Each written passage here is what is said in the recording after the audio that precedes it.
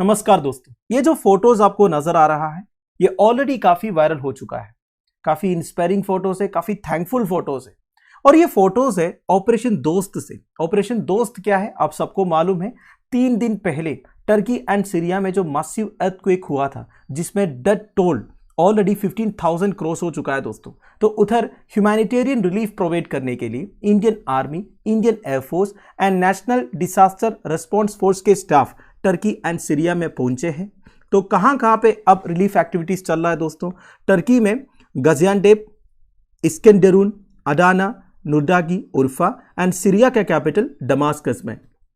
वैसे देखा जाएगा तो जैसे गवर्नमेंट ऑफ इंडिया टर्की के लिए aid and humanitarian assistance announce किया था, तब टर्की के एम्बेसडर ने एक ट्वीट किया था दैट दोस्त is a common word in Turkish and Hindi. We have a Turkish proverb, दोस्त करा गुंडे बेली ओलूर, that is a friend in need is a friend in deed. Thank you very much. उन्होंने प्राइम मिनिस्टर को, एक्सटर्नल अफेयर्स मिनिस्टर को tag भी किए थे। तो उन्होंने इंडिया को दोस्त कहा था। अब दोस्त जो शब्द है दोस्तों उसका मतलब टर्किश और हिंदी में एक ही है। वैसे आपको पता होगा टर्की और इंडिया के बीच पे जो बाइलैटरल रिलेशंस है वो इतना ठीक नहीं है बिकॉज ऑफ पाकिस्तान। अब आपको पता ही होगा कि टर्की जो है एक मुस्लिम मेजोरिटी कंट्री है। करीब 99% ऑफ पॉपुलेशन जो है मुस्लिम्स है अकॉर्डिंग टू टर्किश गवर्नमेंट।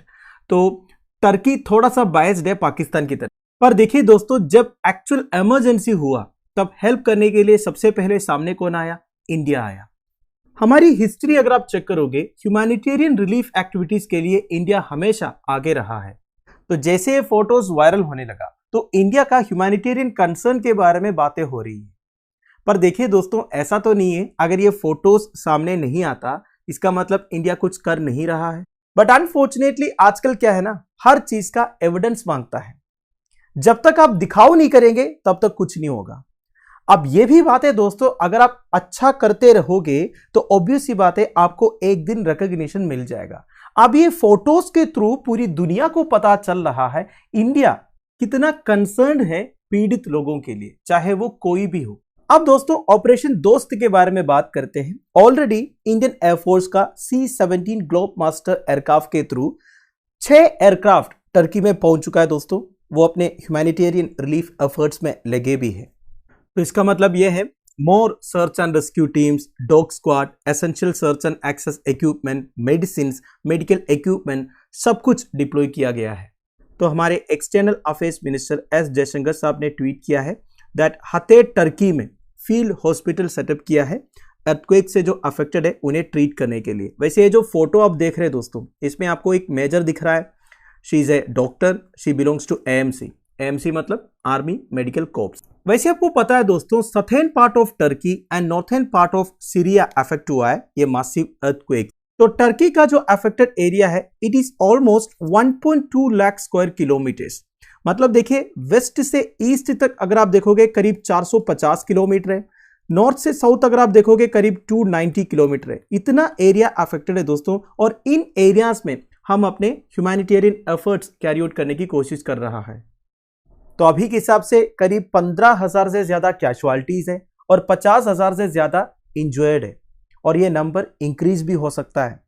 तो चलिए ऑपरेशन दोस्त के अंदर क्या क्या एक्टिविटीज चल रहा है एक बार चेक कर लेते हैं। जैसे कि मैंने आपको पहले बोला, इंडिया ऑपरेशन दोस्त स्टार्ट किया था disaster hit eastern Turkey and northern west Syria को एड प्रोवाइड करने के लिए। इंडिया ने अपना national disaster response force team को सबसे पहले भेजा था टर्की में, साथ साथ में इंडियन आर्मी का मेडिकल टीम को, जिसमें 99 मेंबर्स थे from the Agra based 60 para field hospital.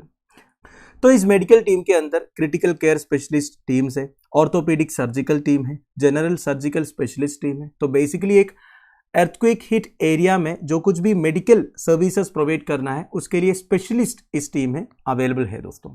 तो पहला Indian air force plane carrying disaster relief material and rescue team Turkey का अडाना एयरपोर्ट में पहुंचा था, जिसमें 50 पर्सनल थे and specially trained dog squad भी थे along with necessary equipment including medical supplies, drilling machines and other aid equipment. वैसे ये डॉग स्क्वाड का काम क्या है दोस्तों? देखिए dog squad national disaster response force का है और ये डॉग्स स्पेशली ट्रेंड है लोगों को ढूंढ निकालने के लिए देखिए अब अर्थक्वेक हुआ है, बिल्डिंग्स के बीच में कई सारे लोग फंसे होंगे, अभी भी कई सारे लोग जिंदा भी हो सकता है, तो उन्हें ढूंढ निकालना कहां कहां पे है, लोकेशन आइडेंटिफाई करना, ये डॉग्स का काम है। इसके अलावा इंडिया ने द्रोणी ड्रोन्स भेजा है दोस्तों सर्वेलेंस के लिए।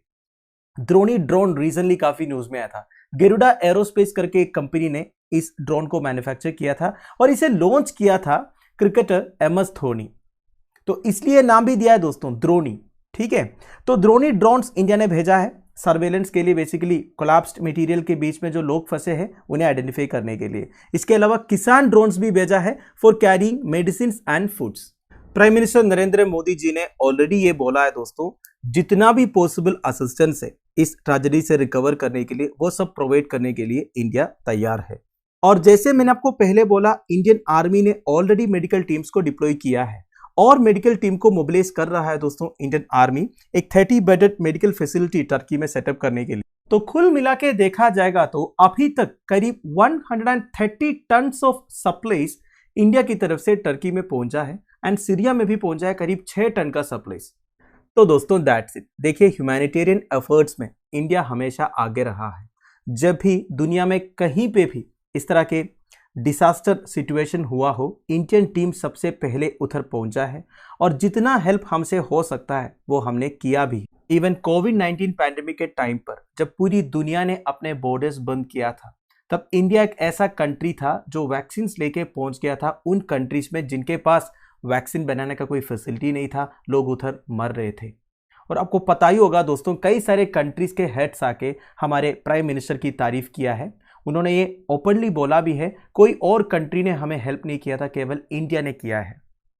जब प्राइम मिनिस्टर नरेंद्र मोदी जी से ये पूछा गया, बेसिकली टर्की के लिए जो ह्यूमैनिटेरियन असिस्टेंस प्रोवाइड कर रहा है ये मासिव अर्थक्वेक के बाद, तो उन्होंने बोला देखिए जब एक मासिव अर्थक्वेक होता है और डेथ टोल इतना ज्यादा होता है तो आपके साथ क्या बीत रहा होगा ये हमसे अच्छा कोई नहीं जानते। क्योंकि 2001 में जब नरेंद्र मोदी जी गुजरात के चीफ मिनिस्टर थे, तब आपको पता है दोस्तों कच्छ रीजन में एक मासिव अर्थक्वेक हुआ था जिसमें डेथ टोल 20,000 से ज्यादा था।